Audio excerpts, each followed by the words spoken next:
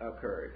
During the 15th and early 16th century, a brand new literature accredited to Hermes appeared. For this literature there is no history whatever. We know beyond reason or doubt that this literature arose from original sources, perhaps not earlier than 1400 AD and as late as 1500. But the name of Hermes began to appear on the titles, pages, and among the emblemata of alchemy. He became accredited with the preparation of chemical formulas, means of transmuting metals. He was even accredited with the discovery of gunpowder. Now this is so totally different from the corpus hermeticum of ancient times that we must pause. Yet we must also remember the words of Clement of Alexandria in the Stromata, where he tells us that in this procession of priests there were some who carried the symbols of medicine, chemistry, and other arts. Upon perhaps this very slender foundation, Hermes was elevated to become the patron genius of medieval Hermeticism. This Hermeticism divided very definitely into two schools. One was that of the gold makers, whose philosophy was not, however, as superficial as we might think.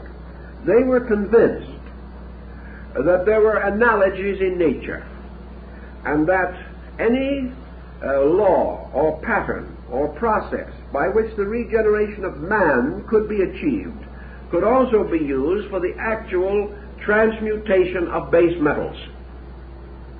On the hypothesis that all processes in nature have a certain uniformity and consistency, it was assumed that if man could save his own soul, thus transforming himself from a material to a spiritual creature, that he could also transform metals from the dross side of themselves to a more purified state, suitable for medicines and elixirs, suitable for the extension of life and perhaps the achievement of physical immortality. These gold makers, however, such as those who were so industriously occupied in the old Street of the Alchemists in Prague, Czechoslovakia, these alchemists were ridiculed by another group. This other group maintained that the entire Hermetic tradition, as it has now been called, dealt not with metals, but with the regeneration of the intangibles in human nature. If anything, they would have taken the position that if you can transmute metals, this proves you can transmute man. They would have reversed the polarity. They would have reversed the interest, affirming that the mere achievement of material wealth was an ignoble and unreasonable end, totally inconsistent with the divine destiny of man. These mystical gold makers then immediately began to reduce the chemical symbols and tracts and writings attributed to Hermes and other authors into metaphysical textbooks, books inclined to reveal that transmutation was a kind of yoga, a kind of mystical regeneration within the human being, the man himself being the alchemical retort in which these marvelous changes might take place. And these same mystics assumed that Hermes, representing Mercury, Quicksilver, representing this mysterious agent in which all elements can be reconciled, that Mercury therefore represents the reconciling power of human consciousness, or perhaps more exactly of the human mind. For Mercury becomes the key, the master of the mystery, by means of which all things are unlocked.